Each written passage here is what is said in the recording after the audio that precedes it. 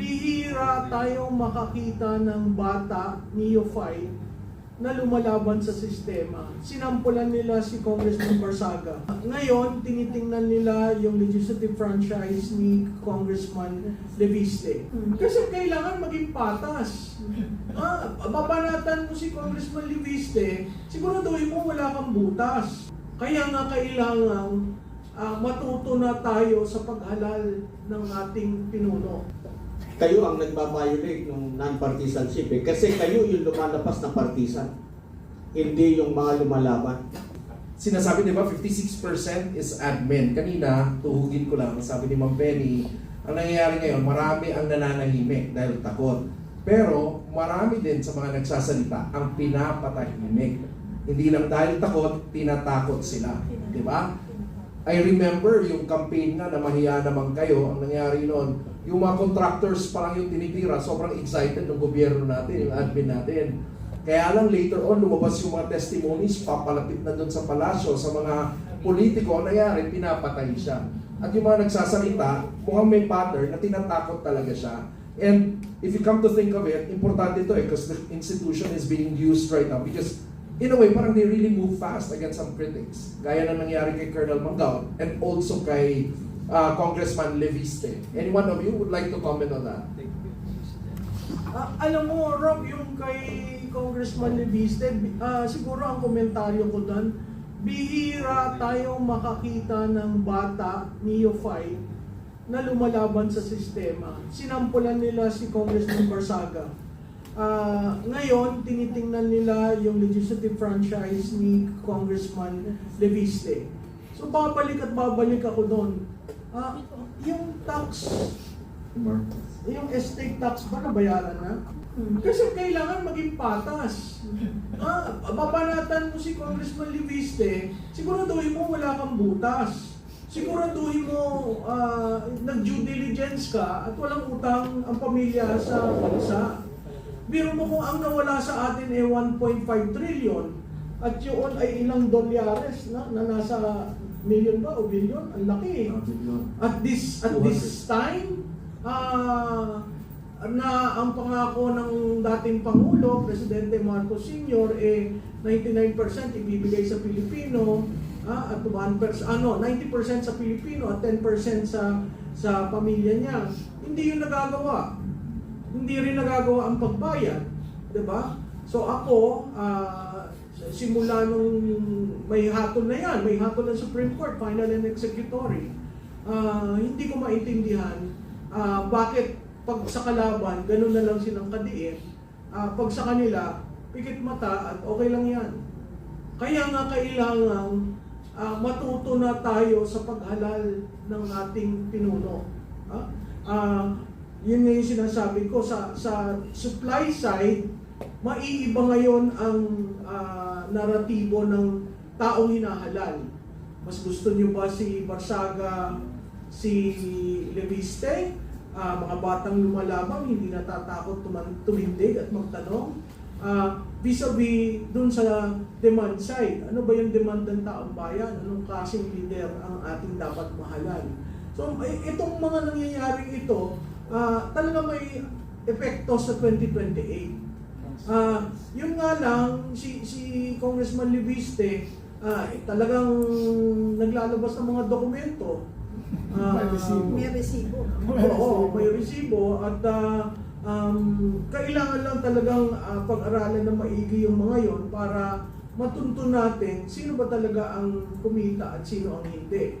Imaginin mo 314 legislators sa House of Representatives. Ang tanong ko, sino doon malinis? Sa Senado, 24. Sino doon malinis? So kung gagawin natin barometro sa paghalal, sabi ko nga doon sa isang training, nag-launch show ako na tinatawag na revised campaign architecture. At hinamon ko sila, lahat kayo corrupt. 10 yung audience ko na galing sa local government. Lahat sila nakasimangot. Lahat po kayo corrupt. Sino hindi corrupt? Taas ang kamay. yung iba gustong tumaas. Sabi ko, naku sir, huwag kang tataas. Anong ibig sabihin yan? In a landscape where lahat ng politiko ay tinatawag na corrupt, paano ka mananalo? By saying hindi ako corrupt, ay hindi ko kayo ipoboto. Pero by showing accountability, i.e. Leviste showing all those documents, i.e. hindi ko tinanggap yung aking Christmas bonus, i.e. ako ang nagbigay sa sarili kong pera. Di ba? Ngayon, yung character assassination sa kanya is because of his the solar franchise. And he can readily answer that. So bakit mo linalagyan ng kulay na ganon? What if lagyan natin ng kulay yung ibang mga politiko na nagkaka-interest na 10% in every company that is performing I have a share. Maraming nangyayari na hindi natin alam. Kaya yun ang parati kong panawagan, patas lamang. Kasi sa patas, lalabas at lalabas ang tunay na kulay. Jan Garcia, naniniwala po ba kayo na may harassment na nangyayari dun sa mga nagsasalita? Ay oo, maliwanag na maliwanag, damang-dama namin. Talagang pinaparamdam sa amin ang puwerso ng gobyerno, kaya nga sinasabi ko na kayo ng mga nandyan sa panig ng mga naka-uniforming personnel, huwag kayong pumayag na magamit kayo para pagkitin ng boses ng lumalaban dahil kayo ang nagbabiolate ng non-partisanship kasi kayo yung lumalapas na partisan, hindi yung mga lumalaban. Kaya dapat po isipin nyo naman kinabukasan ng inyong mga anak. Yung inilalaban namin kinabukasan ng mga anak ninyo, anak namin, ng mga apo natin. Pagkatapos kayo tong dahil takot lang kayo, dahil yung iba niyan kapito ko sa pwesto, katulad ng sinabi ko, dapat yung mental state ng Pangulo is a grave national security concern. Dapat yan pa-examine natin yung duty ng gabinete ng Pangulo yan to have him examine. Sulatan nila yung Senate President at saka yung Speaker of the House at sabihin na dapat ipa-examine natin ang Pangulo para malaman natin ang tunay na kalagayan ng kanyang pag-iisip. Kung dahil may allegation na siya ay prolonged user ng cocaine. And when you do that for a long time, yung epekto kasi ng cocaine sa brain, nakakashrink ng utak yan, nakakatuyo. And when it shrinks, hindi na pareha sa pag-iisip niya.